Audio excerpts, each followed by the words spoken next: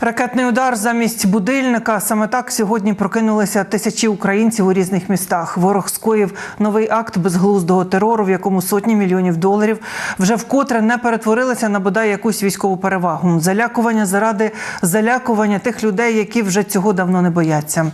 Про показову статистику і ракетний дефіцит, на який вказали у повітряних силах. Про прогнози розвідки США та Китаю щодо часу завершення війни. І про сенс оборони Бахмуту у матеріалі Олексія Пасака.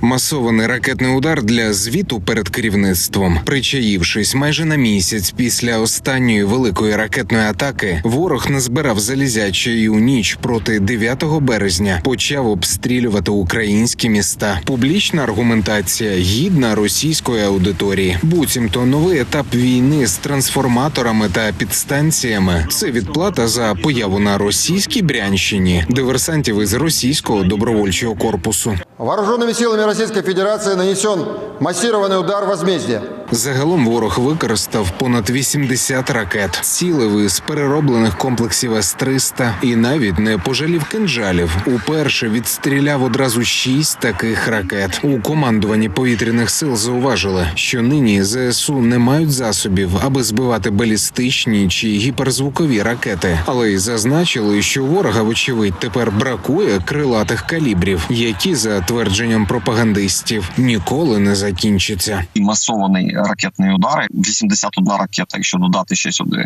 шахедів, 8 пусків, доволі таки потужний удар. Якщо говорити саме про крилаті ракети, то їх було 48. Не так багато, тому що ми не раз зауважували, що кінчаються ракети, не кінчаються у них.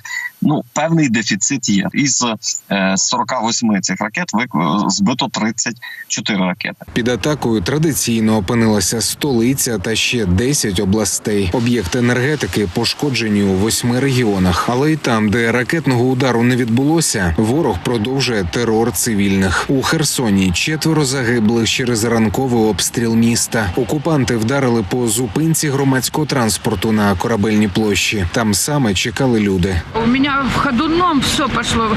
Я сразу поняла, что где-то у меня около дома. А что ж у меня тут 50 шагов от остановки. Аленушку так жалко. Такая девочка была.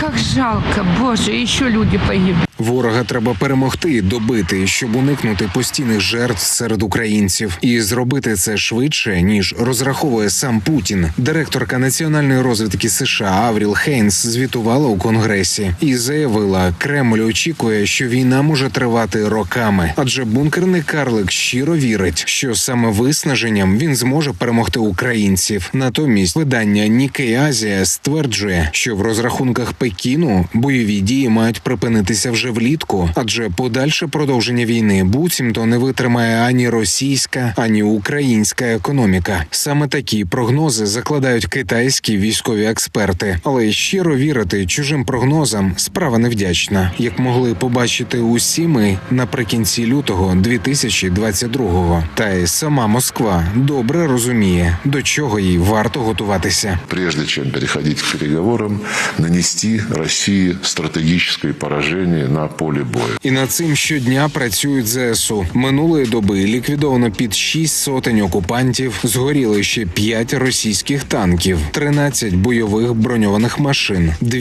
артилерійські системи, 1 система протиповітряної оборони ворога, по одиниці автомобільної та спеціальної техніки московитів. Що буде з Бахмутським фронтом? Командувач сухопутних військ Олександр Сирський наголосив, що оборона Бахмуту триває майже 10 місяців. І попри вкрай важку ситуацію, ЗСУ не дали ворогу оточити місто. І поки Росія кидає окупантів сотнями під ніж Сил оборони України, командування розуміє, що кількість ворога не є його вирішальною перевагою. І також добре знають про план загарбників розпочати великий подальший наступ із використанням техніки у разі захоплення міста. Тож причин тримати Бахмут і далі щодня стає більше, а не менше. Оборонці, які зупиняються на короткий перепочинок між боями у сусідньому Часовому Яру, такої самої думки.